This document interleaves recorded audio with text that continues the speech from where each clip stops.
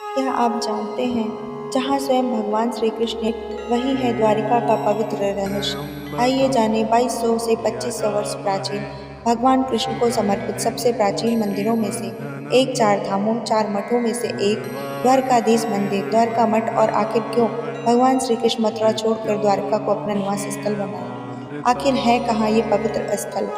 जामनगर गुजरात के द्वारिका शहर में गोमती नदी, लखनऊ वाली गोमती नदी से भिन्न के किनारे स्थित है। यहाँ पर गोमती नदी अरब सागर में मिल जाती है। सदियों पुराने प्राचीन नगर द्वारिका का उल्लेख महाभारत महाकाव्य में द्वारका साम्राज्य के रूप में मिलता है, जो द्वापर युग में भगवान श्री कृष्ण की राजधानी थी, तो आज कलयुग में भक्तों के लिए महत्वपूर्ण तीर्थ है। हिंदू पौराणिक कथाओं के अनुसार द्वारका श्री कृष्ण द्वारा भूमि के एक टुकड़े पर बनाया गया था, जिसे समुद्र से पुनः ऊपर लाकर प्राप्त किया गया था।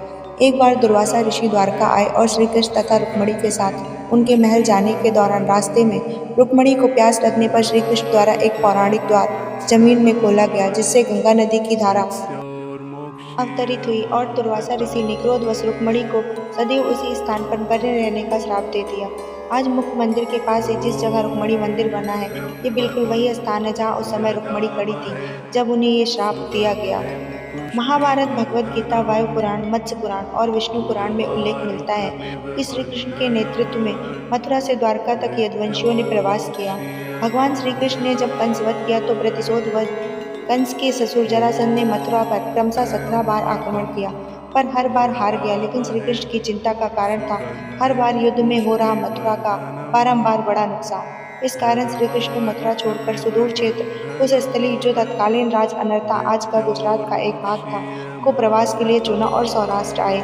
अनर्ता राज्य यदुवंश के काकुदमीन रेवता ने स्थापित किया था, पर कुश स्थली का क्षेत्र छोटा होने के कारण उसका विस्तार किया गया और तत्पश्चात कुश स्थली में समुद्र से निकले हिस्से को मिलाकर विस्तार हुआ और द्वारका बना। यही श्री कृष्ण ने अपना निवास स्थान बनाया। यहाँ कोई जादू नहीं, बल्कि वैज्ञानिक समझ और समुद्र विज्ञान और की जानकारी होना है। पौराणिक कथाओं के अनुसार जो वर्णन है वह लेखन और आकर्षक और सदैव स्मरण रहने वाली बनाए रखने के लिए किया गया है। शब्दों का शैली अनुसार चुनाव है। कहा जाए तो एक तरह का कोड है जिसे आप डिकोड करना पड़ेगा, अर्थात शाब्दिक अर्थ से आपको इसका व्यवहारिक व वैज्ञानिक अर्थ भी समझना होगा। कब, कैसे और किसने बनवाया?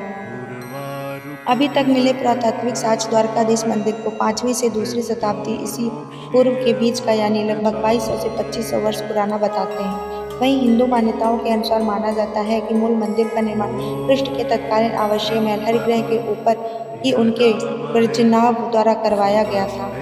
15वीं शताब्दी ईस्वी के वर्ष 1472 ईस्वी में गुजरात के तत्कालीन शासक महमूद बेगरा ने इसे हज के लिए मक्का जाने वालों की समुद्री डाकुओं से सुरक्षा की आड़ में लूटा और ध्वस्त किया। उसने द्वारका तो लूटा, साथ ही और भी कई हिंदू मंदिरों को लूटा और तोड़ डाला। जीर्णोद्धार वर्तमान मंदिर, जो चालुक्यन शैली में बना है, का निर्माण 15-16वीं शताब्दी में उसी प्राचीन मंदिर का विस्तार और जीर्णोद्धार करके बनाया गया है।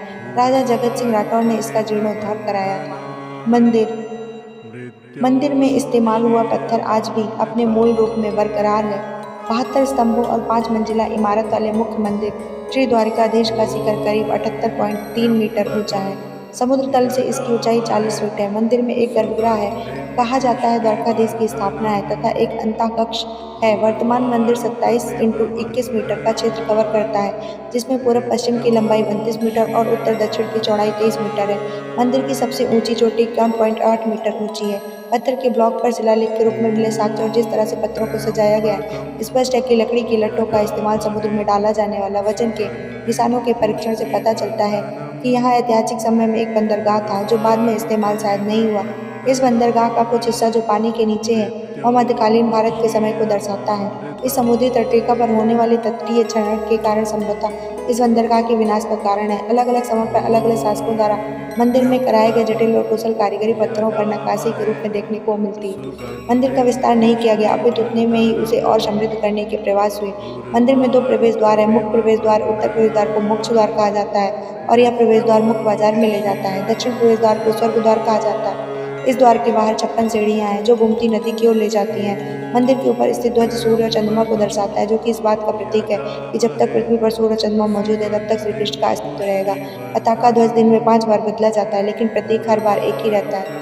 यह भारतीय उपमहाद्वीप में विष्णु का 98वां दिव्य देशम है, दिव्य प्रबंध नामक पुस्तक के अनुसार। अन्य महत्वपूर्ण बिंदु: यह एक पुष्टि मार्ग मंदिर है, इसलिए यह वल्लभाचार्य और विठ्ठलनाथ द्वारा बनाए गए दिशा निर्देशों और अनुष्ठानों का पालन करता है। जनमानस द्वारा मनाए जाने वाले मुख्य त्योहार जैसे जन्माष्टमी या गोकुला अष्टमी यानी श्री कृष्ण का जन्मदिन वल्लभ 1473 से 1531 ईस्वी में द्वारा ही शुरू किया गया था। कैसे बना चार धाम का हिस्सा?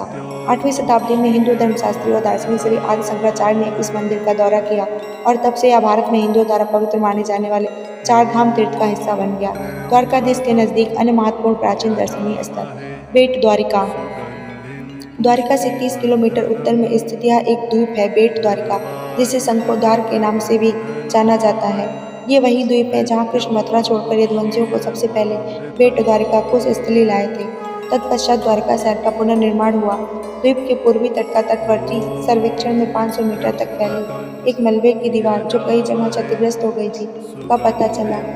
दीवारों के कंधों से मिले मिट्टी के बर्तनों की हार्मोलुमिनिसेंस डेटिंग विधि से आयु निकाली गई, जो आज से करीबन 35 प्राचीन प्राप्त हुई। इससे पुष्टि हुई कि दीवार 16वीं शताब्दी ईसा पूर्व की है। न केवल द्वीप के दक्षिणी में बल्कि मध्य में भी समुद्र की ओर दीवारें हैं।